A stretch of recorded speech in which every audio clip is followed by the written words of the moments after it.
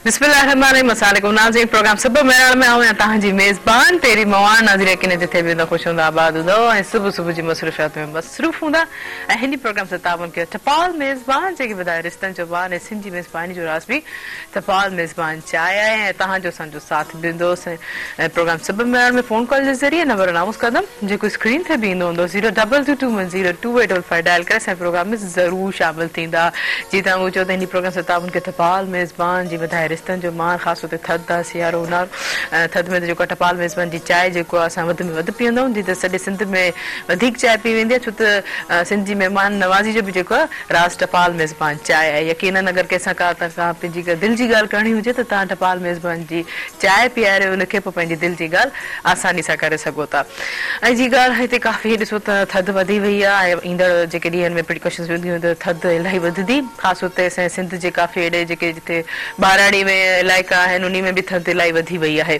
ऐं ख़ासि तौर ते उनजे बावजूदि बि असां जेके धुंध आहे जंहिंखे असां कोहीरो चवंदा आहियूं त उहो इलाही वधी वियो आहे त हिन खां जेको हिन जे हवाले सां इलाही एहतियात कयो केयर कयो उन जेके बि मुंहिंजा भाइर हज़रात आहिनि जेके ड्राइवर आहिनि त उन्हनि खे मां रिक्वेस्ट कंदमि त जीअं पूरी तरह सिज उभरी अचे थो त पोइ जेको आहे पंहिंजे सफ़र ऐं पंहिंजी मंज़िल ते जे लाइ सफ़र ते निकिरी वञो न त काफ़ी सारा रोड एक्सीडेंट हादसा थियनि था इन हादसनि जी वजह ते मज़ीद अञा ॻाल्हाईंदासीं त काफ़ी के ख़ासि तौर ते सिटीज़ ऐं शहरनि में जेके अहिड़ा हादसा थियनि था छो छाजी वजह को जंहिंमें मोस्टली रेशो जेको असांजा मोटर साइकिल्स बाइक्स वारनि जो आहे उन जो मेन रीज़न आहे जॾहिं को आऊं पाण गाॾी ड्राइव करणु शुरू कया त मूंखे हिननि जो लॉजिक नज़र आई आहे त छो बाइक ते जेके आहिनि जेके बि अफ़राद आहिनि उन्हनि जा एक्सीडेंट वधीक था थियनि त पर जीअं त नाज़रीन कल्ह जेको शहीद मोहतरमा बेनज़ीर भुट्टो साहिबा जी वरसी हुई तव्हां ॾिठो त गड़ी खुदा बख़्श में केतिरनि ई माण्हुनि जेको आहे ॿियनि जेके अपोज़िट पार्टियुनि बि जेके अची शिरकत कई उन्हनि यकीनन ॾुख दर्द मोहतरमा बेनज़ीर भुट्टो साहिबा जो असांजा हर वक़्तु हर दिलनि में हूंदो यकीन अहिड़ी अज़ीम लीडर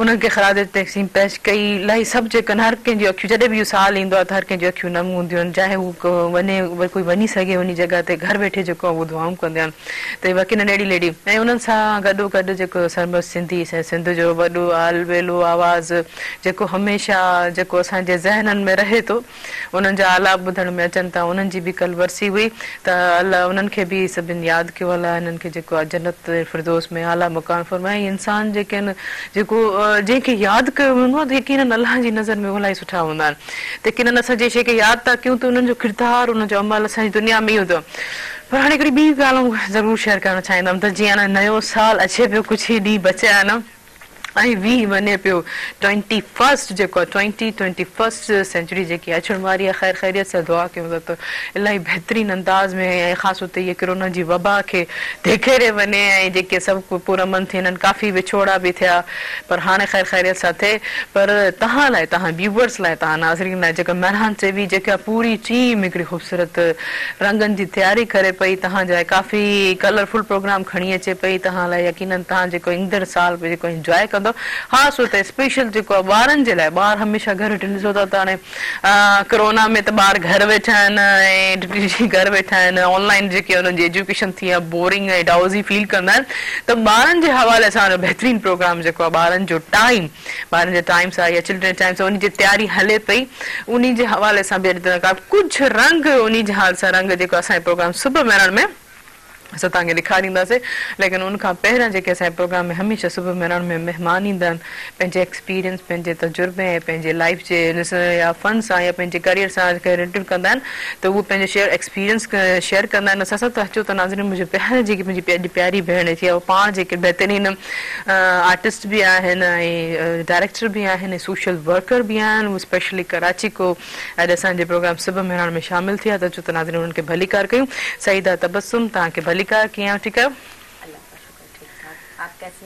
बिल्कुलु ठीकु ठाक मूंखे इलाही ख़ुशी थी थिए तव्हां असांजे प्रोग्राम में शामिल थिया आहियो ऐं त कराची जो मौसम ऐं ख़ासि तौर ते सफ़र करे आयो सुबुह सुबुह सां कीअं पियो लॻे कैसा लग रहा है ये सब कराची का मौसम अच्छा है बहुत अच्छा बल्कि बहुत अच्छा हो गया है सर्दियों का मौसम वैसे भी अच्छा होता है इतनी गर्मी सहने के बाद अब सर्दी आई है तो बहुत अच्छा लग रहा है ये तो सही और सुबह सुबह आना। और मेहरान टीवी में मैं फर्स्ट टाइम आई हूँ, बाकी तो तमाम चैनलों में काम कर चुकी हूँ, लेकिन मेरी ख्वाहिश थी कि मैं मेहरान में भी आऊँ, तो वो आज पूरी हो गई है। हाँ बिल्कुल जबरदस्त, थैंक यू, हमें भी बहुत खुशी हुई। तो चलो ये ख्वाहिश के हवाले से भी हम पूछेंगे, तो ये इतनी बहुत दिली ख्वाहिश आपकी किस वजह से? इस वजह से कि तमाम चैनलों में काम कर चुकी थी, उर्दू सिंधी तमाम चैनल में, लेकिन यहाँ आती थी मैं शूट की वजह से, लेकिन टाइमिंग की वजह से नहीं आ पा रही थी। काफी दफा बुलाया गया लेकिन मैं नहीं आ पा रही थी, लेकिन आज बहुत अच्छा। चले आज शुक्र है आप आ गए, आपके पास टाइम निकला, हमें भी खुशी हुई, आपकी भी ख्वाहिश पूरी हुई, आप हमारे प्रोग्राम में शामिल आप लोगों से मिलकर। तो बड़े दूसरे गेस्ट भी बैठे, उन्हें भी अनाउंस करूँ, फिर गपशप करते हैं, आपसे कंटिन्यू करते हैं। जीअं त नाज़रीन हमेशा इंसान सोचदा तो छा कई पंहिंजी ज़िंदगी में,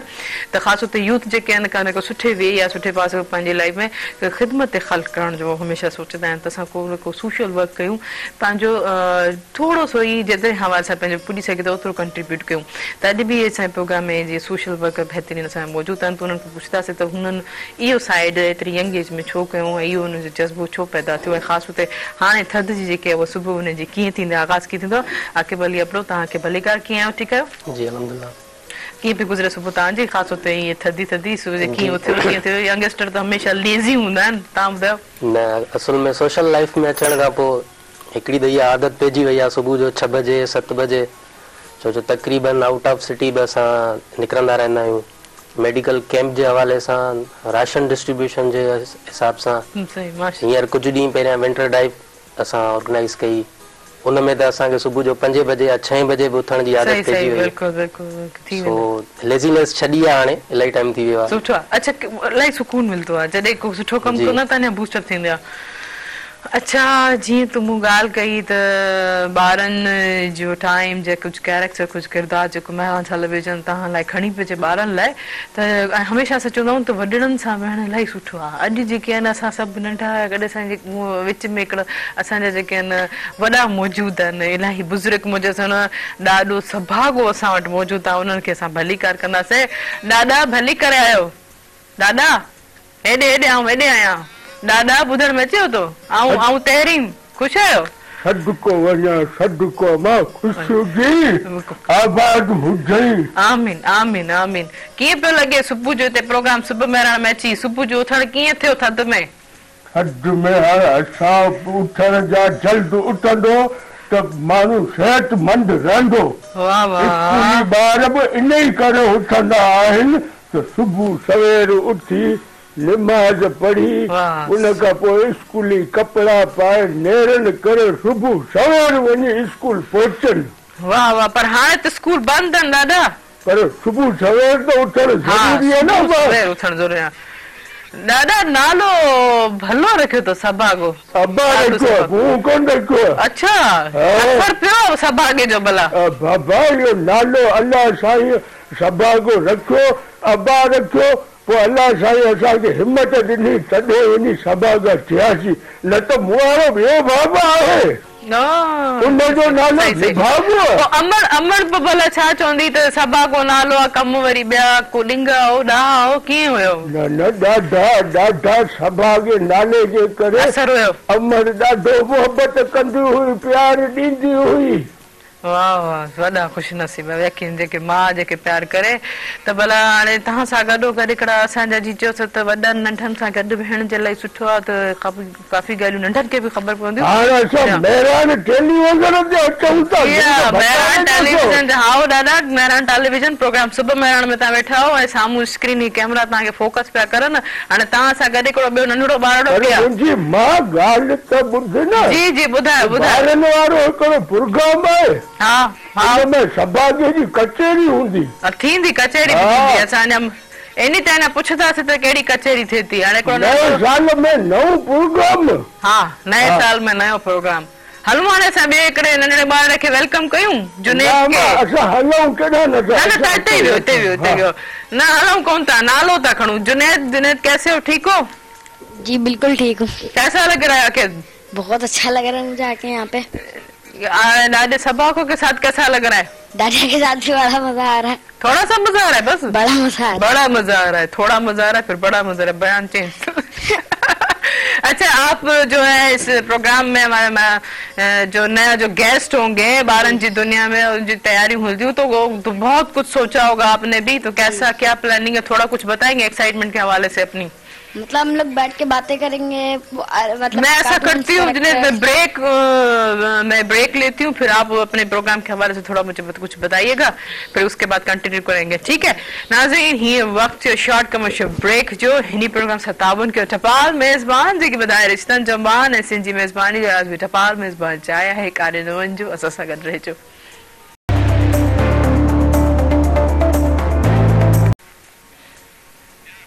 वेलकम बैक नाज़रीन प्रोग्राम 57 के टपाल मेजबान जी की बधाई रिश्तन जमान ऐसी जी मेजबानी विराज भी टपाल मेजबान चाया है तहां जो साथ में तो फोन कॉल ज़रिए नंबर अनाउंस करना जो स्क्रीन ते भी दो 022210285 डायल कर प्रोग्राम में जरूर शामिल थी था। जी सईदा तबस्सुम माशाल्लाह आपका इतना अच्छा प्रोफाइल है, जिसे आप एक एक्टर भी हैं, डायरेक्टर भी, फिर सोशल वर्कर में आप जो है रेडियो पे भी कंपेयरिंग भी करती हैं, माशाल्लाह जबरदस्त। ये आगाज कैसे हुआ? आप पहले फर्स्ट क्या बनी, फिर क्या बनी, फिर क्या बनी? पहला इनिशिएटिव स्टेप बताया आपने। दरअसल हमारी फैमिली में बड़े ताया जो थे वो भी फिल्म डायरेक्टर थे, तो उनको देखते हुए फिर भाई भी था, तो उनको देखते हुए मुझे भी शौक हुआ। कॉलेज नाम तो लेना फिर एक्टिंग इब्ने हसन, तो उनको देखते हुए मुझे भी शौक हुआ। फिर सबसे पहले मैंने रेडियो पे किया, फिर टीवी पे किया, फिर मैंने थिएटर किया, यानी मीडिया से रिलेटेड तमाम काम किया, माइम शो, पपेट शो, तमाम चीजें। जबरदस्त मतलब वहां से आप स्टार्ट आपने किया ऐसे। अच्छा, कभी फील हुआ ऐसे कि ये मुझे सूट नहीं कर रहा, ये मैं कर नहीं पाऊंगी? कभी कभी हेजिटेशंस होती है, कभी लाइफ में अप एंड डाउन जरूर होते हैं, फिर इंसान बंदा डिसहार्ट जरूर होता है। नहीं, ऐसा तो नहीं हुआ, बल्कि मैं ये सोचती हूँ कि मैं ये क्यों नहीं कर सकती। जब सब कर सकते तो मैं भी कर सकती। ये बड़ी अच्छी बात होती है जब ऐसा सोचूं तो वाकई जब ब्या वो भी मखलूक का उन्हन के भी क्यों बात वही दिमाग सोच समझ सलाहियत रखन था सा छोड़ा। और आजकल खवातीन क्या नहीं कर रही हैं, हर जगह है, पायलट भी है, डॉक्टर भी है, मर्दों की शाना बशाना चल रही है। तो हम ये कुछ खवातीन सोचती हैं कि हम ये नहीं कर पाएंगे या नहीं कर सकते, तो लेकिन मैं उनको फिर मैं बताती भी हूँ कि नहीं, क्यों नहीं कर सकते? जब वो कर सकती हैं तो हम क्यों नहीं कर सकते? हिम्मत करना चाहिए, और जब हम कर सकते हैं तो हमें ये काम करना चाहिए, कोशिश करने में कोई हर्ज नहीं है। सही, बिल्कुल बिल्कुल। अच्छा, मैं एक कॉल रिसीव करूँ, कॉल रिसीव करें। हेलो अस्सलाम वालेकुम। जी वालेकुम सलाम व रहमतुल्लाहि व बरकातहू। रिपेयरिंग की है, ठीक है? बिल्कुल ठीक ठाक। ज़ैन ता बुधायो कीअं ज़ैन? जी मां बिल्कुल ठीक है, तव्हांजी दुआऊं आहिनि। Thank U. काफी टाइम को पोइ असांजे प्रोग्राम में शामिल थियो, कीअं पियो लॻे प्रोग्राम, छा चवणु चाहींदो? जी मां बीमार हुअमि, काफ़ी बुखार हुओ थोरो, इन लाइ। ओहो, अल्लाह तव्हांखे सिहत ॾे, अल्लाह तव्हांखे तंदुरुस्ती ॾे। हीअं कीअं क्या तव्हांजी तबियत? जी हेलो जी, अस्सलाम वालेकुम। वालेकुम सलाम। जी ज़ैन जी, कीअं पियो लॻे प्रोग्राम, छा चवणु चाहींदो प्रोग्राम जे हवाले सां? जी प्रोग्राम जे लाइ जेको तव्हां ऊपर फोटो घुरायो आहे न, जी उन लाइ ॾाढो करे ॾाढो। हेलो जी जी जी जी, ॾाढे सभागी खे तव्हां छा चवणु चाहींदो? ॿुधनि पिया ॾाढा सभागा तव्हांखे। जी जी अस्सलाम वालेकुम। अब्बा वालेकुम सलाम बटड़ा। हाँ दाई अली मदद। अली मदद कुर्बानी वजह। हाँ बा हाँ कुछ ही चाक चंगू बलो। हाँ मां बेटा कुछ को भलो आया। आप अचो त हाणे कचेरी करूं ॾाढे। हाँ इंदु मां देवता मिलंदो। हाँ हाज़िर मुंहिंजा बचड़ा, हाज़िर पुटड़ा। Thank you ji thank you Zain, thank you so much. Thank you so much. अच्छा ॾाॾे खे ॿियो कुझु ॿुधाइण चाहींदा भला? ॾाॾे सां त तव्हां ॻाल्हाई कचेरी कई, कुझु ॿुधाईंदो सही को कलाम वग़ैरह? जी मां उनजा जी कलाम ॿुधाईंदुमि। ॿुधायो ॿुधायो। हीरा बेल जी गुल जी यार सोनो मुझे प्यार शो जानिए जी ओ पिरिए जी ला कयामत न कबीरा बिस्मिल्लाह कया बिस्मिल्लाह कया गायो गायो हो जमालो ओ जमालो गायो गायो हो जमालो चंड सितारन जेड़ी जोड़ी आप जी हरि काटे आशर गो वाह वाह वाह Thank you, Zen. टूटी है मूंची जोड़ी सफ़ा चंड सितारे जड़ी thank you Zain, thank you so much तव्हां असांजे प्रोग्राम में शामिल थियो वाकई ॾाढे सभा खे इलाही इंजॉय कयो तव्हांजे गीत खे तव्हां हुननि खे डेलीकेट कयो थैंक यू सो मच ईअं ई वॾनि खे ख़ुशियूं ॾींदा रहंदा कयो चारि आख़िरी जॾहिं इंसान पिछाड़ी में वेंदो त ख़बर न पवंदी आहे त हुननि जा ॾींहं कीअं हूंदा आहिनि हमेशह हुननि खे ख़ुशियूं ॾींदा रहो ठीकु सही चयो न बिल्कुलु वाह मुंहिंजी वाह कुर्बान वञा 700 दफ़ा अच्छा तव्हां ॾींदव तव्हां छो पर इहो सोचो त तव्हां जेको सोशल वर्क करणु चाहींदो तव्हांजी उहे बेसिकली स्टडी छा आहे ऐं तव्हांजी एज छा आहे मुंहिंजी एज आहे 23 इयर्स अच्छा, तक़रीबन 5 या 6 सालनि खां मां सोशल एक्टिविटीज़ में हलां पियो ऐं LLB फाइनल ईयर जो स्टूडेंट आहियां सिंध यूनिवर्सिटी मां सही ही स्टार्ट जेका असां वरिती मां पंहिंजी सफ़ा सोशल वेलफेयर ऑर्गेनाइज़ेशन हिकिड़ी असां ठाही सही जेका हिन पेंडेमिक सिचुएशन में असां 2 या 3 माण्हुनि ते शुरूआत में असां हिकिड़ो स्टार्ट पर कंहिंखे ॾिठो तव्हां इंस्पायर कंहिंखो थियो त तव्हां न असल में हिकिड़ो जेका पेंडेमिक सिचुएशन थी वई न असां वटि त शुरू खां इंसान दोस्त बि आहियूं थोरी घणो पंहिंजे क़ौम जो ॾुख हमदर्द उहो बि पंहिंजे अंदर में रखूं था सो स्टार्ट असां वरितोसीं हिन पेंडेमिक सिचुएशन में राशन डिस्ट्रीब्यूशन थी उन खां अलावा काफ़ी सारियूं एक्टिविटीज़ थियूं रमज़ान में इफ्तारी वग़ैरह सॼो सेशन हिकिड़ो असां हुन में हलायोसीं उतां खां पोइ हिकिड़ो चेन असां वटि वधी वई शुरूआत में 2 या 3 माण्हू हुयासीं जिन स्टार्ट कयो आहिस्ता आहिस्ता माण्हू बि ईंदा विया पाण में हिकिड़े ई ख़्याल जा माण्हू जुड़ंदा वियासीं पोइ करायोसीं फाउंडेशन खे रजिस्टर्ड उन खां पोइ हाणे मेडिकल ते बि कमु कयां पियो हेल्थ ते बि कमु कयां पियो मेडिकल कैंप ऑर्गेनाइज़ कंदो आहियां सिंध जे ॿाहिरि वारे इलाइक़नि में मज़ीद तव्हां पुछणु चाहींदो त वाकई कहिड़े तरीक़े सां तव्हां इहे कैंपेन कंदा आहियो या कीअं तव्हां पहिरियों स्टार्टिंग में कीअं गॾु यकीन इंसान पहिरियों फर्स्ट जेको आहे कंट्रीब्यूट पंहिंजी ई थी सघो कंदो आहे त यकीन तव्हां यंग एज में आहियो त तव्हां यकीन जॉबलेस हूंदो त पोइ तव्हां इन शइ खे कीअं मैनेज कयो फर्स्ट कंट्रीब्यूट वारी मां तव्हांखे ॻाल्हि ॿुधाईंदो हलां फर्स्ट कंट्रीब्यूट न हींअर ताईं असां पंहिंजे हुन मां कंट्रीब्यूट कंदा आहियूं हा त उहो ई पुछो हा असांखे न का अहिड़ी का फंडिंग आहे न ई को अहिड़ो मुंहिंजो सवाल बि इहो त तव्हां पाण इनखे कीअं असां सभु हुनखे जेके बि ओवरऑल पाण में मेंबर्स आहियूं कंहिं ते को असांजे तरफ़ां बर्डन न हूंदो आहे त तव्हां हेतिरो असांखे कंट्रीब्यूट ॾियो या छा जेतिरो कंट्रीब्यूट मूंखे हुननि टीम मेंबर्स खां मिलंदो आहे पोइ जेको एस्टिमेट असांजो बचंदो आहे जेको बि असां वटि पोइ हिते अमाउंट रिमेनिंग में थियो उहो असां पाण पे करे छॾींदा आहियूं सही सही ऐं बि इहो ई पुछणु चाहियां यकीन तव्हां ॾिसो त तव्हांखे हींअर फ़िलहाल कोई जीअं एज में तव्हां स्टार्ट कयो हूंदो त यकीन तव्हां डिपेंडेंट पाण एतिरा कोन हूंदो इंडिपेंडेंट यकीन तव्हां पंहिंजी पॉकेट मनी को सेव करे बि ऐं सिर्फ़ु इहो ॿुधाइणु चाहियां त अगरि इंसान पंहिंजी पॉकेट मनी बि सेव करे थोरो जेको उन में ॿिए खे इंसान जी हेल्प करे सघे थो उन में बिल्कुलु इहा ॻाल्हि ऐं तव्हांखे इहो बि पुछणु चाहियां त हलूं था जुनेद जुनेद हिकु उबासियूं पियो ॾे सुबुह सां लॻे थो की निंड पई अचे जुनेद ठीक हो ना ओके हो ना अब मुझे बताओ आपके प्रोग्राम में क्या क्या होगा क्या किस तरह के स्टार्ट होगा एक्टर्स होंगे मतलब उसमें हंसी मजाक फिर दूसरे वो फनी वीडियो ये वो और भी बहुत सारी चीजें होंगी सॉन्ग ये वो बच्चे गेम्स किस तरह की होगी गेम्स भी सुना है गेम्स उनमें ये होंगे रस्सी पकड़ के खींचना फुटबॉल क्रिकेट ऐसे ही वाह वाह जबरदस्त जबरदस्त इतना ही बेहतरीन गेम्स जो होंगे यकीनन जो है और भी जो बच्चे हैं वो इस चीज को एंजॉय करेंगे आप कितने आपको कौन सी गेम पसंद है मुझे तो क्रिकेट पसंद है वाह वाह और वो रस्सी खींचने वाली ताकत है इतनी ताकत तो है दादा सभा के कुछ खींच लोगे दादा की उम्र हो गई खींच लूंगा ऐसी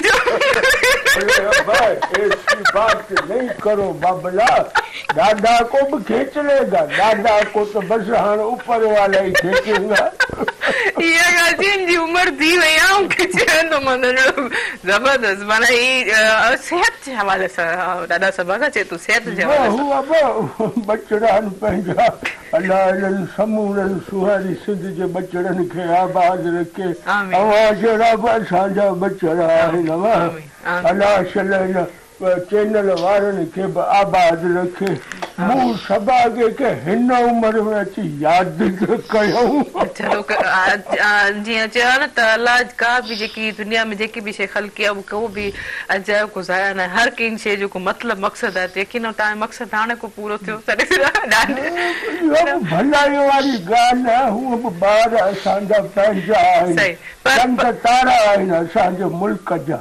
अच्छा सही सही, पर असांजे जेको मेरा टेलीविजन जॾहिं तव्हांखे मौक़ो ॾिनो त उन्हनि खे ख़बर पई त बाबा ॾाढो सभागो एॾो सभागो आहे त जेको उन्हनि खे मौक़ो ॾियणु घुरिजे, उन्हनि खे स्क्रीन ते आणणु घुरिजे, त माना ख़बर पई पोइ घुरायो न तव्हां। हा इहा बि उन्हनि जी महिरबानी आहे। मां असां वई हिन प्रोग्राम में इहे मुख़्तलिफ़ जेका इहे सेगमेंट आहिनि न, सेगमेंट इहे सेगमेंट कंदासीं, ॿारनि सां कचेरी कंदासीं, भोग ठका चटो रांदियूं परोलियूं, इहे पहाकार ॿारनि खे ॿुधाइबा, आखाणियूं ॿुधाइबियूं, तारीख़ ॿुधाइबी त असांजी फुहारी सिंध कंहिंखां घटि कान्हे का। अहिड़ा महानोज़ हीरो असांजे सिंध जा आहिनि, अॼु बि आहिनि। जेको इहो दर्द इहो सूर पंहिंजे साह में सांढे था हलनि त फुहारी सिंध में रहंदड़ कंहिं बि मारवड़े झांगीअड़े सांगीअड़े खे को कोसो वार न लॻे, असांजो आहिस्ता ज़िंदा आहे। वाह वाह बिल्कुल। अच्छा वाकई थींदो त चलो काफ़ी ओल्ड जेके पेरेंट्स हूंदा आहिनि त थोरा हीट थींदा, लेकिन हिननि खां पोइ पुछंदासीं त इहे ॿारनि में हिच कीअं थींदा, आख़िर उन्हनि खे कीअं सम्झाईंदा, कीअं कराईंदा, त मज़ीद उनको पुछंदासीं। लेकिन असां सईदा तबस्सुम वेठी उन्हनि ॾे वेंदासीं। अच्छा सईदा तबस्सुम, जैसे आपने बताया कि आप जो है सोशल वर्कर भी हैं, तो आपने फिर ये साइड क्यों चूज़ा, जैसे आपकी दूसरी मुख्तलिफ फील्ड है उसके लिए तो टाइम होना चाहिए ना, तो आप इस फील्ड में कैसे गई, सोशल वर्क कैसे बनी? सोशल वर्कर कैसे बनी, क्योंकि इंसानी खिदमत करके एक दिल को सुकून मिलता है। तो मैंने कुछ पहले अपने इलाके से, अपने फैमिली से मैंने कुछ लिया। कुछ ख़वातीन ऐसी देखी जो बेवा थी, तलाक़ याफ्ता थी और मजबूर थी, घर से बाहर नहीं निकल सकती थी, तो उन्हें हम घर में ही अवेलेबल करते हैं कि सिलाई मशीन दे दे या कुछ ऐसी चीज़ें दे दे कि घर में ही बैठ के वो अपना रोज़गार कमाए। तो बड़ा अच्छा लगा, बड़ी खुशी हुई शुरू में। तो फिर ये जद्दोजहद बढ़ती गई और हमारा काम भी बढ़ता गया इस तरह। फिर लॉकडाउन के बाद जो लोगों के हालात थे, जो परेशानी थी, शहर में तो अवेलेबल थी चीज़ें, लोगों को मिल रही थी, आपस में भी एक दूसरे को दे रहे थे, लेकिन उन इलाकों में नहीं जा पा रहे थे। गांव देहात में यहाँ जहाँ आज भी तसव्वुर नहीं किया जाता कि गाड़ियाँ जाए और लाइट नहीं, गैस नहीं, वहाँ उन इलाकों में, तो उन इलाकों में जाके हम लोगों ने राशन तकसीम किया। उस टाइम पे जब गाड़ियाँ भी चल नहीं रही थी, तो बहुत परेशानी, बहुत मुश्किल हुई, लेकिन दिल को एक सुकून मिला कि उन तक वो चीज़ें पहुँच गई है और उनकी दुआओं से ही हम आगे बढ़ेंगे। अच्छा, कभी लाइफ में बचपन में कभी कोई ऐसा काम किया, जैसे ये तो हम चले बड़े होते हैं तो कंहिंखे न कंहिंखे ॾिसी करे असां कमु कंदा आहियूं त कंहिंखो इंस्पायर थींदा आहियूं, लेकिन ही एज जीअं जुनैद जी एज आहे त यकीनन को इहा एज हूंदी आहे त पोइ ख़बर पवंदी आहे यकीनन ही नरम दिल इंसान आहे, ॿिए इंसान जो तकलीफ़ जेका समझे तो, दुख समझे तो। कभी आपने छोटी उम्र में किसी की हेल्प की, कभी ऐसा कुछ हुआ, कभी याद है आपको? मैं बहुत छोटी थी जब हमारे वालिद का इंतकाल हो गया था, तो मेरी वालदा ने हमें पाला और अपने आप को ही देखते हुए कि जिस तरह हम पे गुजरी इस तरह और लोगों पे भी गुजर रही होगी, तो बस उसी टाइम से ये था कि हम किसी ना किसी की जितनी हो सके हम हेल्प करें, और हम उस टाइम से कर रहे थे। हमारी वालदा ने यही कहा था कि जितना हो सके अपनी जात से दूसरों को फायदा पहुंचाओ, नुकसान नहीं पहुंचाओ, फायदा पहुंचाओ। अगर आप अच्छा नहीं कर सकते तो किसी का बुरा भी करो। ये बाकी ये बहुत अच्छी बात है, जब जिस पे गुजरती है उसको पता होता है उसका दर्द क्या होता है। बिल्कुल सही। अगर ॾाढा सभा खां तव्हांजो त वॾो तजुर्बो हूंदो इन हवाले सां। हाणे तजुर्बो सॼी हयाती सिंध जो कुंड पुछ ॿार बच्चा ढोल ढगा ओड़ो पाड़ो नंढा वॾा पतो पतो कली कली बूटो समझियमि सभा खां तव्हां का कुंड सिंध जी न छॾी आहे, मां सम्झियमि। पर आके भले वेठो आहे वेंदासीं त अच्छा तव्हां इन शइ खे कीअं था ॾिसो, त माना तव्हां अॻिते पंहिंजो फ्यूचर जे हवाले सां वरी ख़ासि तौर ते वरी जेकी कोरोना जी जेकी सूरत हाल थी, पहिरियों इहो पुछणु चाहींदमि त उन में तव्हां कुझु रिश्तनि खे वेझे बि ईंदे ॾिठो, कुझु रिश्तनि खे परे बि थींदे ॾिठो, तव्हां हिन एज में इन शइ खे कीअं समराइज़ कंदो, छा तव्हांजो आइडियोलॉजी आहे इन हवाले सां?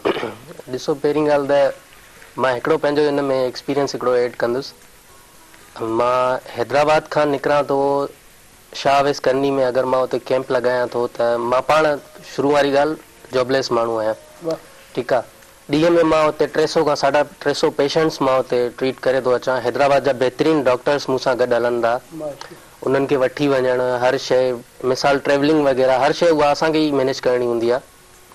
उते हिन सिचुएशन में कुझु अहिड़ा माण्हू असांखे मिलिया जेके मतिलबु ॾिसो ॿारहाड़ी साइड एतिरी अवेयरनेस कोन्हे माण्हुनि खे। अगरि हुते हिकु या ॿ हू वैन ॾिसी करे, ठीकु आहे, हू पंहिंजे ॻोठनि में इहा ॻाल्हि फैलाए छॾींदा आहिनि त ही उन टीम सां वाबस्ता आहिनि, ही तव्हांखे इंजेक्शन लॻाईंदा, ही तव्हांखे सिरिंज लॻाईंदा, ही तव्हांखे पॉज़िटिव करे ही तव्हांखे वैन में विझी खणी वेंदा। एतिरियूं सारियूं प्रॉब्लम्स असांखे फेस थियनि थियूं अहिड़ी हुन में। सही सही। अच्छा, इहो हिते कमी अचे थी तालीम जी, माइंड ऑफ फ्यूचर फोकस पोइ हिते नज़र ईंदो आहे त कंहिं कहिड़ी ॻाल्हि जे जेकी आहे उहो कुझु बि चई छॾियो त पोइ उन लीक ते उन सिफ़्त ते उनजे पुठियां हलणो आहे, भले उहो हुजे न हुजे, सिज हिन पासे हुजे चवनि सिज हिते आहे। हेॾे न ॾिसंदा, हिकिड़ो हुननि में अकलमंद सियाणो हूंदो, उहो चई बीठो हूंदो त बाबा सिज हिन पासे को उभरे त हुन पासे को कोन थो उभरे। त इहे कुझु आहिनि, यकीनन इहे प्रॉब्लम्स हूंदियूं, इन खे तालीम सां सही कबो, मज़ीद तालीम हले सघंदासीं। हिकिड़ी कॉल आहे, मां कॉल रिसीव कंदमि। हेलो, अस्सलाम वालेकुम। जी, केरु किथां खां पंहिंजो तारुफ़ कराईंदा? जी, थोरो ॿीहर ॿुधायो, पंहिंजो तारुफ़ कराईंदा? हेलो, तव्हांखे भलीकार प्रोग्राम सब मेराड़ में कीअं आहियो? ठीकु, शायदि कॉल जी इंटरप्शन थिए पई, सिग्नल प्रॉब्लम थी आहे। थैंक यू सो मच, तव्हां असांजे प्रोग्राम में शामिल थियो, तव्हांजो नालो जेको अकाउंट अची वियो, पर हींअर वक़्तु थियो आहे शॉर्ट कमर्शियल ब्रेक जो।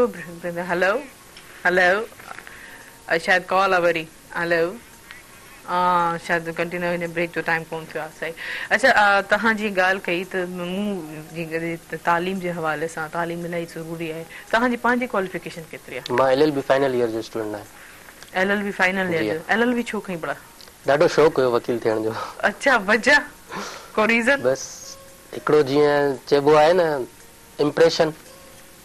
वैसे मां डिप्लोमा होल्डर बि आहियां, बट डिप्लोमा तव्हां कंहिं में? हा, इलेक्ट्रिकल में डिप्लोमा पास आउट आहियां 2017 में। सही। सो उहा शइ छॾे करे LLB चूज़ कई। हिकु त काफ़ी सारा जेके दोस्त आहिनि उन्हनि सां, इन फील्ड जा उहे दोस्त आहिनि, उन्हनि सां इन हुन में वास्तो आहे।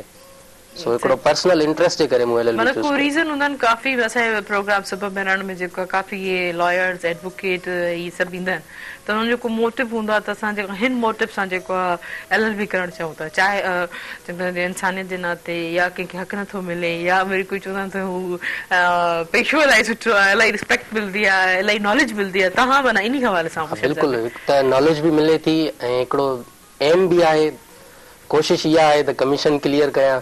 इंशाअल्लाह कोशिश इहा ई आहे। हिकिड़ो एम सेट थियल आहे, मैजिस्ट्रेट थियण जो शौक़ु आहे तमामु। सही, ज़बरदस्त। अच्छा, हुनजे लाइ काफ़ी महिनत करणु पए थी, काफ़ी फोकस करणो पए थो, त इलाही तव्हांजी ख़ासि तौर ते बेसिक पंहिंजी तालीम जेकी आहे, अगरि तव्हांखे कमीशन CS जेके बि तव्हांखे पास करणा हूंदा त उन लाइ पहिरियों असांजी 9th मैट्रिक या फर्स्ट ईयर इंटर जी जेकी 4 जेके असांजा साल हूंदा आहिनि, उहे इलाही महिनत जा हूंदा आहिनि, ऐं काफ़ी यूथ जेकी आहे, काफ़ी यंगस्टर उन शइ खे वेस्ट कंदा आहिनि।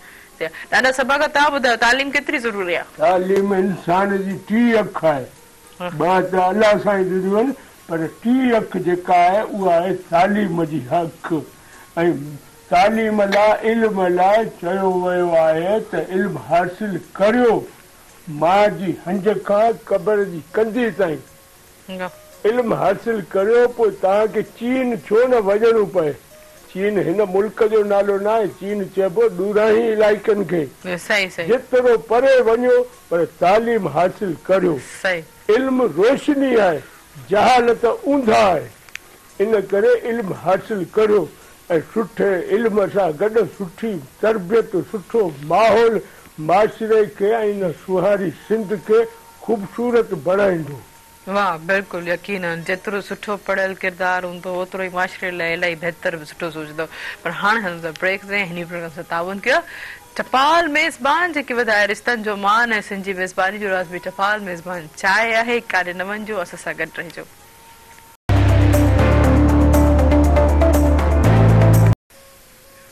वेलकम बैक नाज़रीन प्रोग्राम सतावन के टपाल मेज़बान जेके वधा रिश्तनि जो मान ऐं जी मेज़बानी जो राज़ भी टपाल मेज़बान चाहे है ऐं तव्हांजो असांजो साथ बि हूंदो फ़ोन कॉल जे ज़रिए नंबर अनाउंस कंदमि जेको स्क्रीन ते बि ईंदो 022210288 डायल करे से प्रोग्राम में ज़रूरु शामिल थींदा जीअं चयो त उहो इहा टपाल मेज़बान जी चांहि अलावा बहितरीनु ज़बरदस्त चांहि जेको असां सभई इंजॉय पिया कयूं ऐं ख़ासि थधि में जेको आहे टपाल मेज़बान जी चांहि न हुजे त सुबुह जो आगाज़ जेकी दाउज़ी ऐं डिमी फील थींदो आहे पर जीअं त मूं चयो त मेहरान टेलीविज़न जेको आहे तव्हां सभिनी व्यूअर्स ऐं नया प्रोग्राम नया रंग ख़ासि हुते ॿारनि जो टाइम आहे ॿारनि लाइ जेको आहे स्पेशली जेको खणी ईंदो ॿार थोरो समराइज़ कंदी वञा जेको आहे नयो रंग जेको आहे थोरो समराइज़ कंदी वञा त उन्हनि में छा छा हूंदो काफ़ी सारी जेके सिर्फ़ु इहे न सोचनि त पेरेंट्स जेके आहिनि वालदेन इहे न सोचनि त सिर्फ़ु जेको आहे कार्टून्स जेको वग़ैरह हूंदा उन सां गॾोगॾु ॿारनि जी नॉलेज जे हवाले सां काफ़ी उन्हनि जो नॉलेज उन्हनि जी वधंदी उन्हनि जो IQ लेवल वधंदो उन्हनि जो IQ लेवल कीअं वधंदो सवाल जवाब सां यकीनन उन्हनि जे जनरल नॉलेज जेकी हूंदी जेकी जनरल नॉलेज जे ॿारनि में कोन्हे उहा खोट थींदी थी वञे पंहिंजे सिंध जे हवाले सां पंहिंजे वतन जे हवाले सां पंहिंजे कल्चर जे हवाले सां उहे बि प्रोग्राम में यकीनन उहे शामिल हूंदा ॿार जेके आहिनि क्विज़ जा जवाब ॾींदा यकीनन उहा शइ रिपीट थींदी वेंदी जीअं ॾाढा सभागा हिस्ट्री जे हवाले सां ॿुधाईंदा उहे ई जेके आहिनि असां जेके ॿारनि जो टाइम में जेके असां राजा टेडी जेके आहिनि उहे सवाल जब करे अदा राजा टेडी कीअं आहियो ठीकु आहियो ठीकु आहियो ख़ुशि आहियो आवाज़ अचे पियो मुंहिंजो तव्हांखे आवाज़ कोन थो अचे पोइ इहो कीअं ॿुधियो हा ही ॾाढा सभागा ही जुनेद ही आकिब ही सईदा तबसुम ये ॾिसे कीअं थो ही जुनेद छा कयोसि ठीकु आहियूं मूंखे ख़बर पई आहे त तव्हां जेको ॿारनि सां सवाल जवाब कंदव जनरल नॉलेज जे हवाले सां बसि हा सही ठीकु लॻे थो ही ओड़ी मां ई ॻाल्हाईंदा लॻे थो को सवाल खणी ईंदा ऐं उन हवाले सां जेको मज़ीद ॻाल्हाईंदा ज़बरदस्त सुठो आहे सवाल जवाब जे ॾाढा सभा छा चवणु चाहींदो अदा राजा ही नंढड़ो ॾाढो सुठो सभागो आहे ऐं ॾाढो भलो आहे हींअर ई माठ करे वेठो ॻाल्हाइण शुरू कई त असां मां केरु कोन पुॼंदो हिनजे अंदरि वॾा सवाल आहिनि एॾा वॾा सवाल आहिनि जेके ॿारनि जे हवाले सां जनरल नॉलेज जे हवाले सां यकीनन पुछंदा ॿारनि को उन्हनि जी जेके नॉलेज वधाईंदा ऐं ॾिसे कीअं थो स्टाइल में ये खास तौर पर खन्ने भी तो जुनेद ये आपके साइड में बैठा है ये क्या कहना चाहेंगे आधा राजा टेडी को यही कहना चाहूंगा कि अगर जब ये बोलेंगे तो आवाज आएगी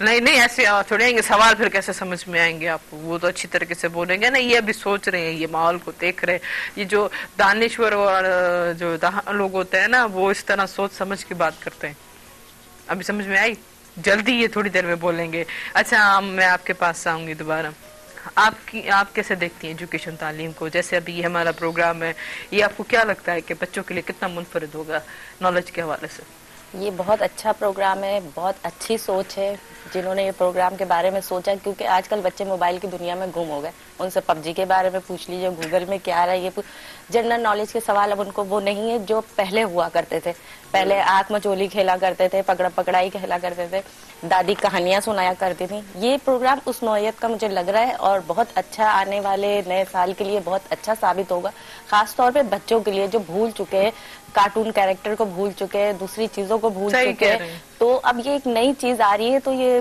बहुत अच्छी और बहुत अच्छी सोच है और इंशाल्लाह अल्लाह ताला इनके प्रोग्राम को कामयाब करे हमारी तो दुआ है इनके साथ और इस तरह के प्रोग्राम होने चाहिए बच्चों के लिए बिल्कुल सही अच्छा स्कूल में पढ़ण जो ॾाढो वाकई बहितरीन तरीक़ो इहो जेको ख़ासि तौर ते असांजे मेहरान टेलीविजन ख़ासि तौर ते डायरेक्टर मजबूर साहब खणी आया आहिनि त लेकिन ॿारनि खे एंटरटेन करे सेखारिजे एंटरटेनमेंट जो एंटरटेनमेंट ऐं नॉलेज जी नॉलेज तरबियत जी तरबियत ऐं हिस्ट्री जे हवाले सां बि यकीनन का शइ उनखे वैराइटीज़ में ॿारनि खे असां क्रिएटिविटी में जीअं यकीनन हर कंहिंखे जेको टीचिंग एक्सपीरियंस रही चुको आहे त ॿारनि खे जेतिरो असां क्रिएटिव करे न उहा ज़हन में उहा शइ ॻाल्हि उनखे ॾियूं या ॻाल्हि तव्हां छा चवणु चाहींदो इन ॻाल्हि ते कीअं इहो प्रोग्राम केतिरो मुनफरिद हूंदो बिल्कुलु जेतिरो मां सम्झां पियो हूअं बि स्कूल्स वग़ैरह में ॿार हुन ABC वारी लाइफ खां त ॾाढो बेज़ार थी विया आहिनि हाणे त असां ॿारनि खे बि हुन शइ खां इंट्रस्ट ख़तम थी वियो आहे हिकिड़ो एनिमेशन वारी जेका स्टडी थिए थी न ऐं कार्टून्स वारी जेका स्टडी थिए थी ॿारनि जे लाइ तमामु हिकिड़ी इंट्रस्ट वारी पढ़ाई थिए थी ॿार हुनखे कार्टून ॾिसी एनिमेशन ॾिसी हुन में इंट्रस्ट वठे थो सो बहितरीन प्रोग्राम थींदो यकीनन जेके माना राजा टेडी जेके सवाल कंदा त वो ॿारनि जे ज़हन में रहंदा बिल्कुलु जेके हिननि जे अंदाज़ करण जो सवाल जेको हूंदो त ॿार इंट्रस्ट थींदा अञा कुझु सुठो ॾाढा भला तव्हां अञा मज़ीद छा चवणु चाहींदो चवणु चाहींदासीं त सुहारी सिंध महरान टीवी ॿारनि जे प्रोग्राम ऐं सिंध में रहंदड़ बचे ताईं जुनेद अव्हां खे प्यारे पाकिस्तान वारो तरानो असां ॿई गॾिजी ॻाईंदासीं अबा जुनेद अबा हू प्यारो पाकिस्तान ॿुधाए अबा हा हा जुनेद सुनाए प्यारो पाकिस्तान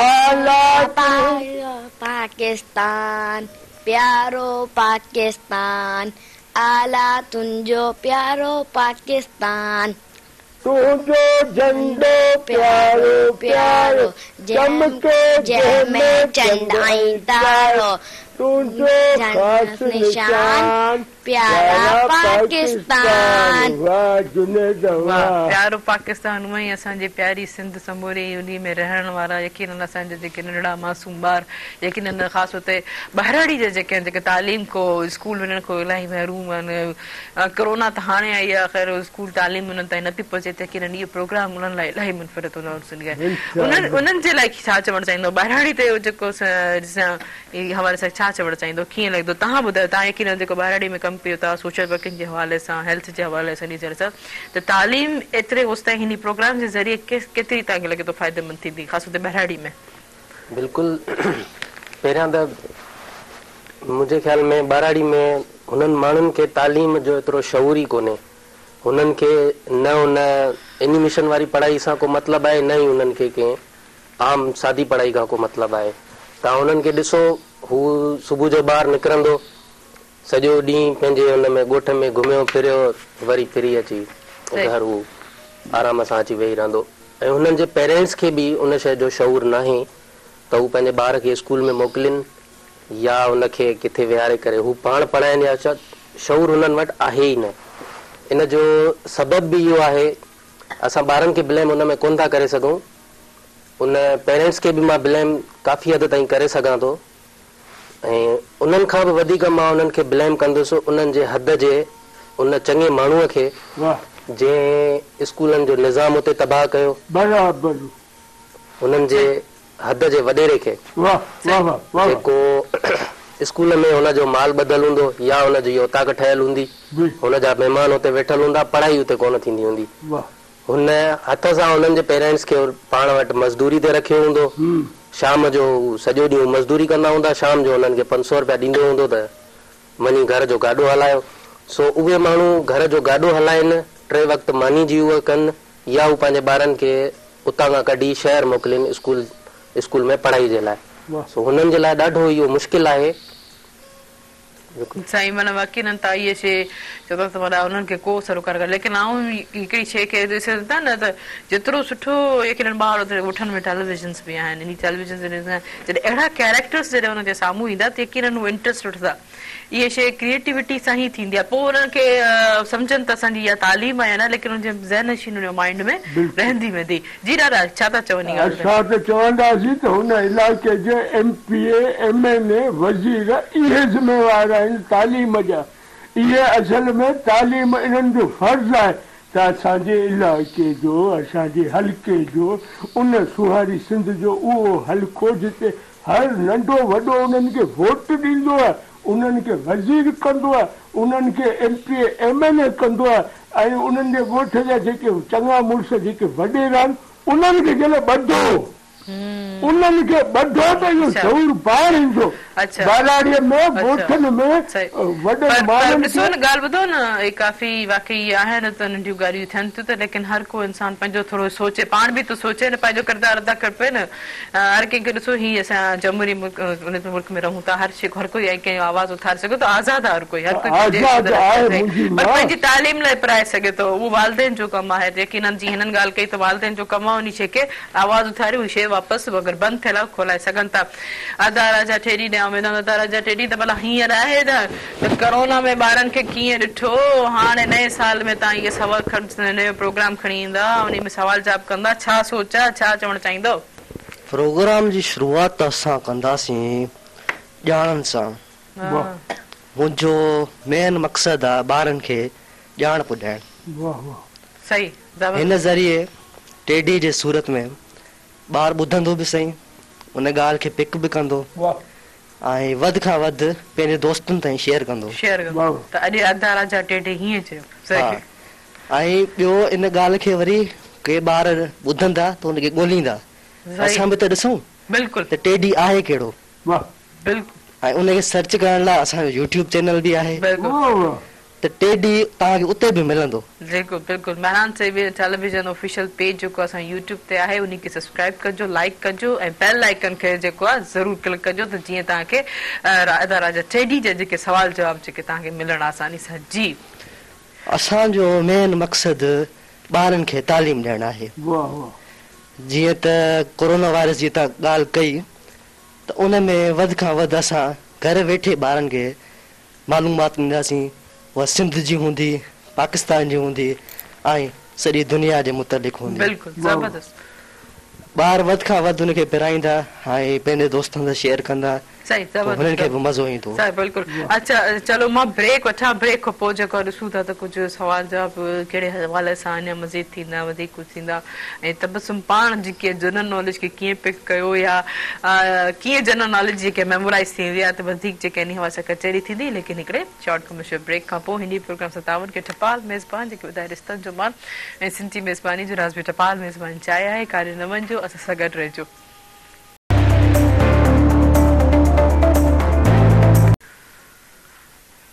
वेलकम बैक नाज़रीन। नाज़रीन प्रोग्राम से ताबन की टपाल मेज़बान जेके ॿुधाए रिश्तनि जो मान ऐं सिंधी मेज़बानी जो राज़ बि टपाल मेज़बान चाहे आहे ऐं तव्हांजो साथ बि हूंदो फ़ोन कॉल जे ज़रिए। नंबर अनाउंस कंदमि जेको स्क्रीन ते बि ईंदो 022210285 के असांजे प्रोग्राम में ज़रूरु शामिल थींदा। जीअं मूं पहिरियों वक़्त में ॻाल्हि कई त ख़ासि तौर ते जेके असांजे शहरनि में इन्हनि में एक्सीडेंट्स थियनि था त मोस्टली जेके आहिनि बाइक वारनि सां थियनि था। उन्हनि जो मेन इहो रीज़न आहे जेको आउं समराइज़ कयो आहे, लेकिन मुंहिंजी ॻाल्हि को सभु जेके मुतफ़िक़ हूंदा ना ई उन्हनि वटि साइड में को मिरर्स हूंदा आहिनि ऐं ना ई हुननि वटि लाइट्स जेकी हूंदियूं आहिनि, ना ई हुननि वटि हारन हूंदो आहे।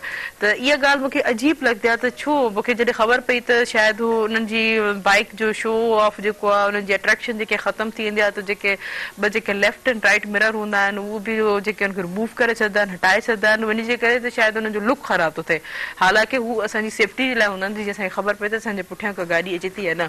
या वरी मोस्टली ऐं उन्हनि खे ख़ासि हुते राति जे टाइम ते इहो ॾिठो आहे त उन्हनि वटि लाइट्स कोन हूंदियूं आहिनि, उन्हनि जी जेकी लाइट्स हूंदियूं आहिनि हेडलाइट उहो कोन हूंदी आहे। जॾहिं का गाॾी जे पुठियां ई हूंदा आहिनि त अचानक उन्हनि ख़बर बि न पवंदी आहे त हू का गाॾी को क्रॉस करे अॻियां अची वञनि ऐं उन्हनि जी रफ ड्राइविंग बग़ैर हेलमेट्स जे बग़ैर लाइसेंस जे जेके हू ड्राइविंग जेके ख़ासि हुते वरी टीन एजर्स ॿार जेके आहिनि ऐं त जेको आहे जुने जे तरह ॿारनि खे बि जेको आहे बाइक हलाईंदे ॾिठो आहे त इलाही ॾुख थींदो आहे त हुनजे पेरेंट्स जेके आहिनि सख़्ती कोन था करनि। हालांकि जेके असांजे कानून में बि इहो आहे त जेके 18 सालनि जा आहिनि त उन्ही जेके उहे बाइक्स वग़ैरह हलाइनि। त आप क्या कहना चाहेंगी इस हवाले से? बिल्कुल आपने सही कहा कि जुनेद जैसा बच्चा भी चलाता है, मैंने खुद भी देखा है उनको चलाते। वो खास तौर पे इस उम्र में और इससे थोड़ी सी उम्र में वन व्हीलिंग में बहुत वो खुद अपना तो करते ही है बुरा नुकसान और लोगों का भी करते हैं। उनकी वजह से काफी एक्सीडेंट हो जाते हैं और इनको जल्दी इतनी होती है कि ये नहीं देखते कि आगे कौन फंसा हुआ है कौन नहीं, वो बस उनको निकलना है और उनकी वजह से काफी हादसा हो जाते हैं। तो इसलिए बाइक वालों को काफी सोच समझ के चलाना चाहिए। थोड़ा अगर वो एहतियात कर लेंगे तो उनकी वजह से और लोगों की भी जानें बच सकती है। बिल्कुल ख़ासि हुते छोकिरा एॾी शइ में यंगस्टर जेके हूंदा आहिनि घणा इलाही बूस्टअप हूंदा आहिनि, इलाही पुरजोश हूंदा आहिनि, उन्हनि खे एॾी तकड़ हूंदी आहे जॾहिं बाइक ते न तव्हां उन्हनि लाइ तव्हां को कमु कयो था, को आगाही ॾियो था? मां पहिरीं ॻाल्हि त मां पाण खे साफ़ कंदुसि, मां उन्हनि मां न आहियां। इहा ॻाल्हि सही आहे। तमामु थधो माण्हू ऐं थधे हुन सां ई बाइक ड्राइव कंदो आहियां। सो बाक़ी जेके नंढा ॿार अक्सर बाइक्स हलाइनि था उन्हनि खे बि पेरेंट्स खे थोरो एहतियात करणु खपे। ॿार हुनजा पंहिंजा पेर अञा मुश्किल सां था पहुचनि, हू वन व्हीलिंग बि करे थो। कुझु त मूं अहिड़ा बि ॾिठा आहिनि जिन जा पेर बि न आहिनि पहुचंदा, सो हू बाइक रन करे वरी हुनखे किथे बीहणो हूंदो आहे न, हू बाइक जी स्टैंड हेठि करे छॾींदो आहे, बाइक रेडी करे छॾंदो, हुनजा पेर नथा पहुचनि, हू बाइक अटकलूं। अच्छा माना ऑनेस्टली तव्हां बि ॿुधायो त तव्हांजी बाइक खे लेफ्ट एंड राइट मिरर आहिनि? न। छो भला? छा रीज़न? न रीज़न को बि न आहे। असल में पहिरियां लॻल हुया हीअं टुटी विया टुटी न पिया हूंदा रिमूव कया न टुटी विया रिमूव न वरी वापस लगाइण ज़रूरी न आहे जे तव्हांखे ख़बर पए वापसी ज़रूरी आहे इंशाल्लाह लगाइनि हा ज़बरदस्त अॼु इहो तव्हां जेको आहे हितो वञण सां ई तव्हां जेको इहो पहिरियों सेफ्टी लॻे लेकिन तव्हां पाण सेफ हूंदो त ॿियनि खे बि सेफ करे सघंदा तव्हांजे पुठियां केतिरी सारी तव्हांजी जेकी आहे लाइफ कंसर्ट चलनि जी सभागा ॾाढा सभागा छा चवणु चाहींदो हिन ॻाल्हि ते अम्मा असांखे तव्हां नथा चई सघो त असां मिरर लॻायूं असां हलाई सॼी ज़िंदगी दादा मां हिकिड़ी कॉल वठां पोइ हलो सलाम वालेकुम सलाम जी केरु किथां खां पंहिंजो तारीफ़ कराईंदा जी आउं शहर बुद्धतालपुर खां याद अली शाह पियो ॻाल्हायां ठीकु आहे तव्हां पहिरियों जेको टीवी जो आहे उहो आवाज़ बंदि कंदो पोइ असां सां ॻाल्हाइजो इहा आवाज़ इंस्ट्रक्शन थिए पई जी बिल्कुलु बंदि आहे हलो बिल्कुलु बंदि आहे जी छा चवणु चाहींदो कीअं पियो लॻे प्रोग्राम जी तमामु फर्स्ट क्लास प्रोग्राम लॻे ॾिसंदा आहियूं प्रोग्राम अच्छा महिरबानी ठीकु आहे वॾी वॾी महिरबानी थैंक यू सो मच जेके बि कॉलर्स आहिनि आउं रिक्वेस्ट कंदमि जॾहिं बि असांजे प्रोग्राम में शामिल था थियनि त टीवी जो जेको वॉल्यूम म्यूट करे शामिल थियनि त इलाही सुठी करे थियणु जी ॾाढा सभागा अम्मा असां हलाई ढगा गाॾी गड़ा गाॾी उठ गाॾी अच्छा त असां त इहो पंहिंजो फटफटी हलायूं कोन फटफटी सही सही फटफटीअ में हाणे शीशा लॻाइण मौजूदा मुल्क जे कानून मुताबिक़ ज़रूरी आहिनि उहे ॿार जिन जा पेर पंहिंजा उन मोटर वारी साइकिल ते नथा पहुचनि उहे महिरबानी करे ॿियनि जा पेर न कढनि सही बिल्कुलु ॾिसो न खानदान इन जल्दबाज़ीअ में हलियो वञनि सॼे खानदान जो नुक़सानु सही त उन्हनि ॿारनि खे घुर्जे उन्हनि जे माउ पीउ खे घुर्जे त ॿारनि खे मोटर साइकिल खां परे रखनि जेकॾहिं को ज़रूरी कमु आहे त जल्दबाज़ी न करो ऐं मोटर साइकिल हलाइण जो कानून इहो आहे त अॻियां इहे ॿ शीशा मिरर लॻल हुजनि त ॾिसो पोयां केरु आहे ऐं हारून हुजे ऐं उन खां अलावा ब्रेक वग़ैरह इहो बि सेट हुजे उनमें इहो घणेई ॿार जल्दबाज़ी में हलाईंदा आहिनि त उनजो जेको पेंडल हैंडल उहो रहिजी वञे उहो स्टैंड मथे नथा कनि अच्छा भला अच्छा ॾाढा भला जूजू माटी त ॿुधायो भला जूजू माटी लस्सी पंहिंजी घाटी जूजू माटी लस्सी पंहिंजी घाटी आयो मी आयो लटड़ा पुसायो इजो सिज निकतो जूजू माटी लस्सी पंहिंजी घाटी अमर सियाणी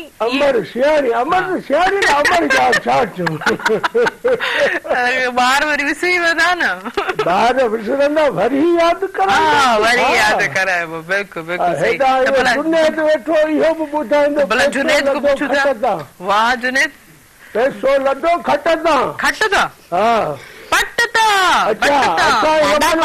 मिलंदो अच्छा तव्हांखे खटंदा मिलंदो सही सही चलो ठीकु आहे थोरो मथे हूंदो हेठि नज़र न पवंदी हूंदी तव्हांजी बसि ॾह जो नोट चलाए पटंदे त केरु खणे नथो अलाए छो हाणे केरु पैसो खणे रुपया नथा खणनि असांजे दौर में जेको टको हूंदो उहो बि बिल्कुलु वाशल जीअं सुराख वारो टको हूंदो रुपए में 16 आना हूंदा हुआ 100 पैसा हूंदा हुआ हिकु रुपए में सही बाक़ी इलाही काफ़ी सारियूं शयूं काफ़ी सारा घर जो तक झोल भरे भुगड़नि ॾींदा हुआ गुड़ मखण निपार खीर निपार हाणे अची ज़िंदगीअ में मिलावट जीअं हाणे त कुकड़ बि प्लास्टिक जा आना थी लाहे असांजो ॾोह कुकड़ जो ॾोह इहो हाणे कुकड़ खां पुछंदासीं इहो कुकड़ हाणे अचे कंहिं ॾींहुं प्रोग्राम में वियासीं कुकड़ खां पुछंदासीं हलूं था भला जुनेद इहो ॿुधाइनि त पैसो लधो पट था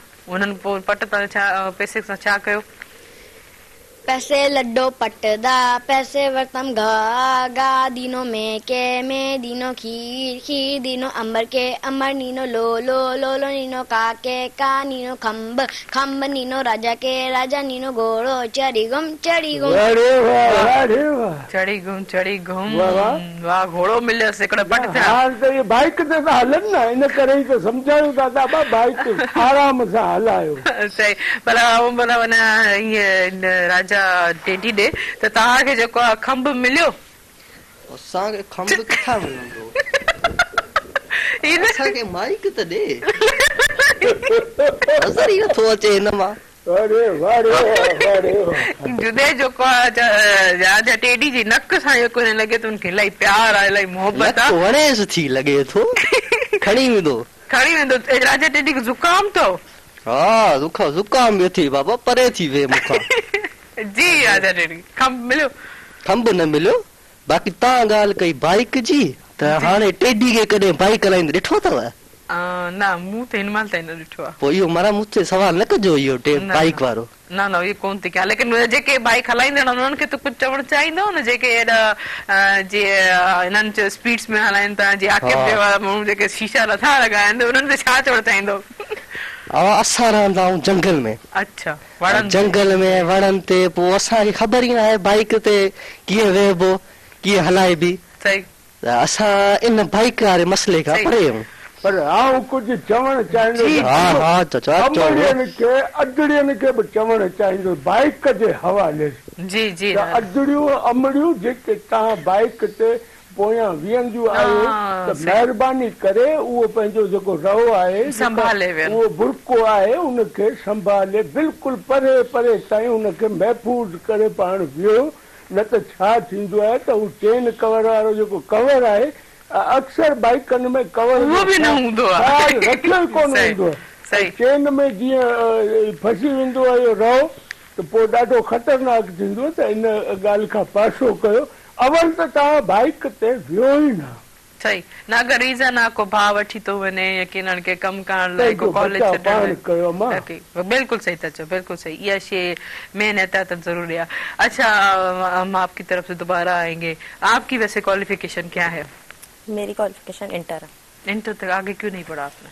आगे क्यों नहीं पढ़ा क्योंकि फिर मैं दूसरे कामों में लग गई थी तो फिर टाइम भी नहीं मिल रहा था तो इस वजह से फिर आगे।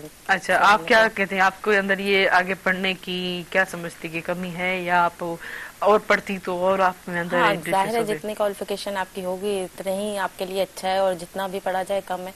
और मैं सिर्फ इतना ये भी कहना चाहूंगी कि अक्सर जो माँ बाप होते वो सिर्फ लड़कों पे ज्यादा तवज्जो देते हैं और लड़कों को कहते हैं इनको पढ़ाना चाहिए इनको लिखाना, लेकिन नहीं, लड़कियों को भी पढ़ाना चाहिए, बिल्कुल उनको उनकी बराबरी से पढ़ाना चाहिए क्योंकि एक लड़की पढ़ती तो एक खानदान पढ़ता है। बिल्कुल, तो आप इसलिए लड़कियों को भी पढ़ाए, लड़कियों को लड़कों से कमतर ना समझे। बिल्कुल लाला सभा का छा चवंदा आहिनि इन ॻाल्हि ते? इल्म हर मुसलमान मर्द तोड़े औरत ते फर्ज़ आहे।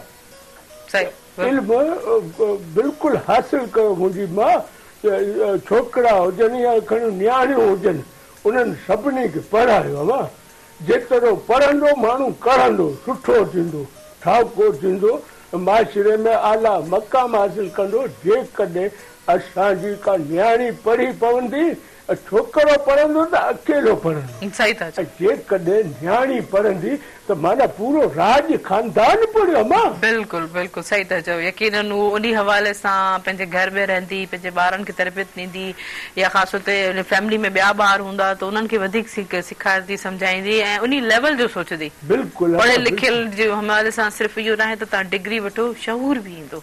बिल्कुलु बिल्कुलु सही था चओ। यकीन। अच्छा तव्हां पाण ॾिसो था त इहो रेशो जेको आहे न्याणियुनि खे पढ़ण जो हाणे तव्हां पाण टीनेज माना यंगेस्ट में तव्हां अची विया त तव्हां छा था ॾिसो त केतिरी ज़रूरी आहे तालीम? हिन जो तव्हांजो छा मोटिव आहे, तव्हांजो छा व्यू आहे? जी बिल्कुलु तालीम मां त इहो ई थो सम्झां हर कंहिंजो बुनियादी इहो राइट आहे तालीम हासिल करणु। सो उन में जेको मुंहिंजे तरफ़ां हिकिड़ी एक्टिविटी आहे, मां वोकेशनल इंस्टीट्यूट ओपन करण वारो आहियां कासमाबाद में, जंहिंमें न्याणियुनि जे लाइ 3 कोर्सेस असां हुन में अनाउंस कया आहिनि। हिकिड़ो ब्यूटिशियन जो, हिकिड़ो सिलाई मशीन जो ऐं हिकिड़ो कंप्यूटर कोर्स। जीअं अगरि घर में हिकिड़ो हूंदो आहे न का बेवा औरत आहे या ॿियो कुझु मज़ीद ॻाल्हाईंदासीं स्किल्स केतिरा ज़रूरी आहिनि। माना तालीम असांजी डिग्री जे हवाले खां हट के जेको असांजा स्किल्स पंहिंजा जेके हुनर जेको आहे असां केतिरो हुन ते इम्प्रूव करे ऐं केतिरो फ़ाइदो थो मिले हुन ते मज़ीद ॻाल्हाईंदासीं। लेकिन हिकिड़ी शॉर्ट कमर्शियल ब्रेक खां पोइ नाज़रीन हीअ वक़्तु थियो शॉर्ट कमर्शियल ब्रेक जो। हिन प्रोग्राम सां ताउन कयो तपाल मेज़बान जेके वधाए रिश्तनि जो मान ऐं सिंधी मेज़बानी जो लाज़मी। तपाल मेज़बान चाहिया है काले नमन जो असां सां गॾु रहिजो।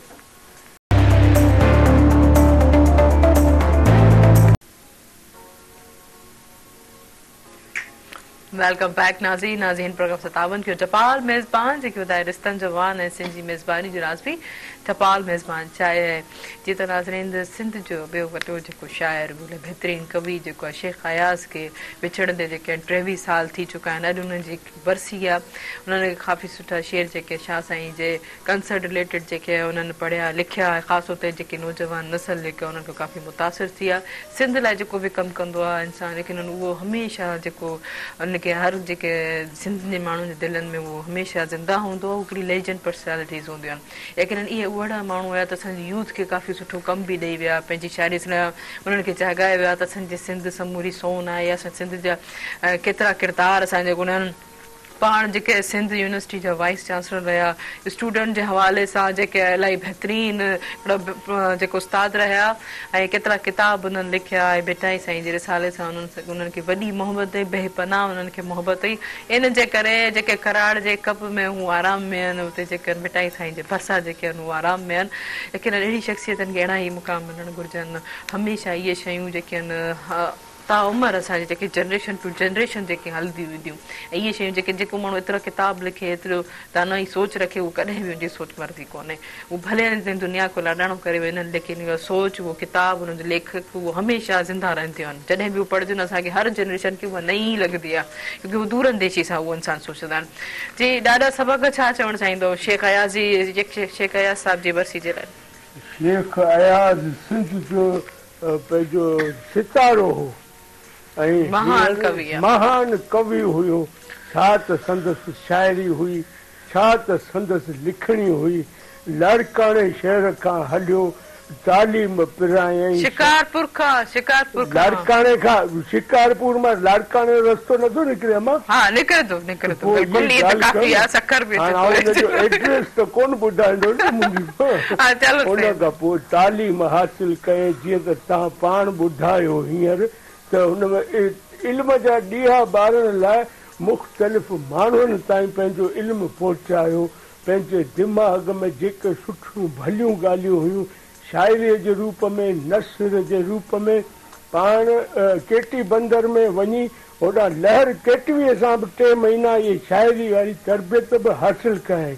संदसि सभई किताब आला ऐं बहितरीन लिखियल आहिनि पर संदसि हिकु अहिड़ो शहर आहे जेको सॼी सिंध में बचे खे यादि आहे। कहिड़ो शेर? हर कंहिंजी करणी भरणी आहे, हर कंहिंजी करणी भरणी आहे पर सिंध अयाज़ न मरणी आहे।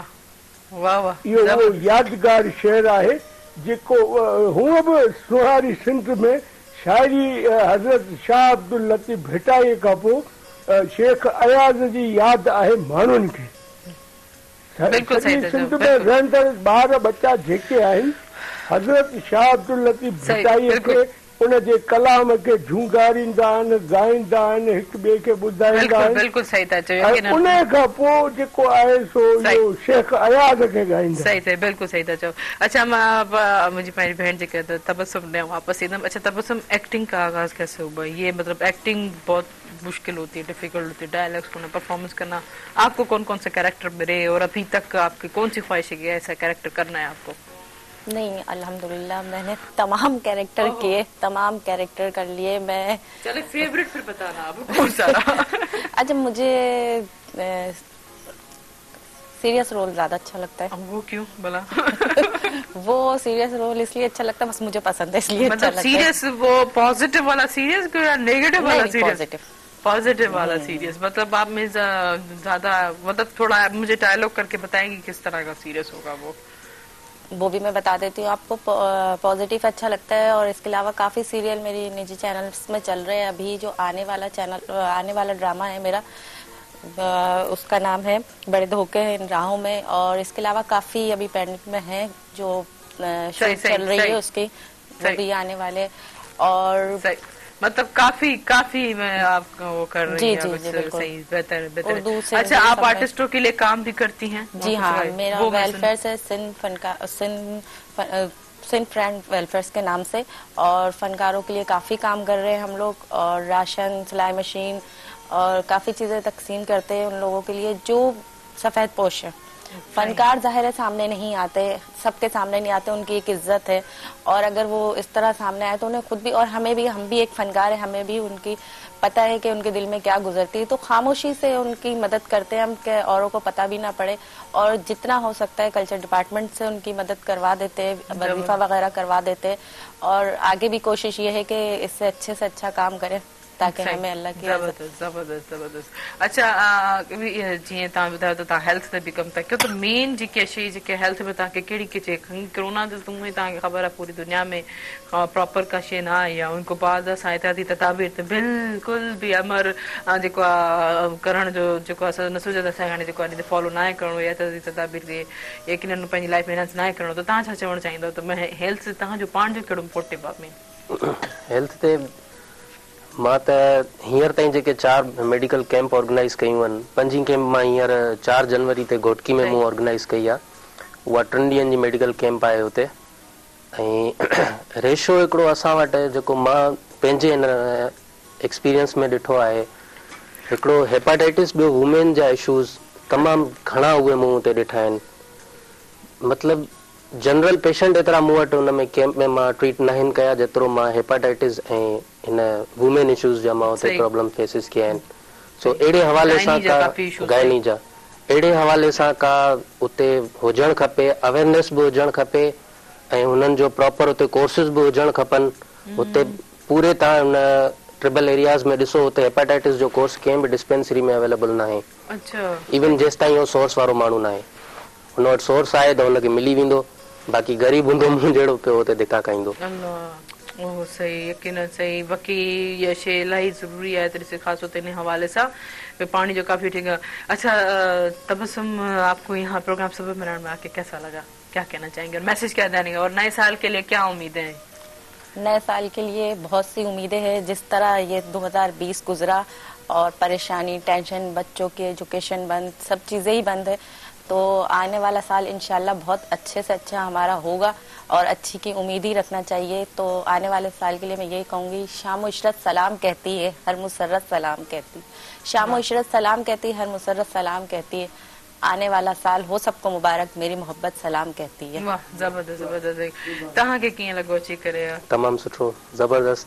हिकिड़ो मैसेज ॾींदुसि पंहिंजे नौजवाननि भाइरनि जे लाइ, त बजाए जो फेसबुक ते तव्हां वेही एतिरियूं ठूठ जहिड़ियूं वॾियूं वॾियूं पोस्टूं लिखो न,